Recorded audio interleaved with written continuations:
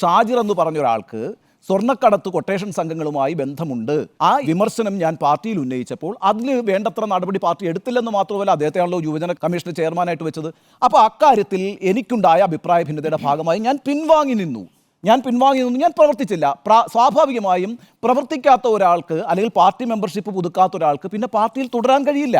ആ സാങ്കേതികത്വത്തിൻ്റെ അടിസ്ഥാനത്തിൽ പാർട്ടിയിൽ നിന്ന് പുറത്തുപോയി. അത് എം വി ജയരാജൻ ഒരു വാർത്താ സമ്മേളനം നടത്തി വിശദീകരിക്കുകയും ചെയ്തു. പകരം വേറൊരാളെ അങ്ങോട്ടേക്ക് കൊണ്ടുവരികയും ചെയ്തു. അപ്പോൾ ഈ കാര്യം മാത്രമാണ് മനു വെളിപ്പെടുത്തുന്നത്. മനു വെളിപ്പെടുത്തുന്നതിൻ്റെ പിന്നാലെ പിന്നെ ആ വിവാദം മുന്നോട്ട് കൊണ്ടുപോകുന്ന ആരാണ്? പി ജയരാജനാണ്. രംഗത്ത് വന്നുകൊണ്ട് ഈ മാന്യൻ കഴിഞ്ഞ 15 മാസമായി ഈ പാർട്ടിക്ക് വേണ്ടി പ്രവർത്തിച്ചിട്ടില്ല തുടങ്ങിയിട്ടുള്ള ആക്ഷേപങ്ങളുമായി രംഗത്ത് വരുന്നത്. സ്വർണ്ണക്കടത്ത് കൊട്ടേഷൻ സംഘങ്ങളുമായി അനഭിലഷണീയമായ ചില ബന്ധങ്ങൾ കണ്ണൂർ പാർട്ടിയിലെ ചില നേതാക്കൾക്കുണ്ട് എന്ന് പറയുമ്പോൾ അത് ഏറ്റുപിടിക്കേണ്ട ഒരു ഉത്തരവാദിത്വവും പി ജയരാജനില്ല. എന്തുകൊണ്ട് അത് ചെയ്യേണ്ടി വരുന്നു?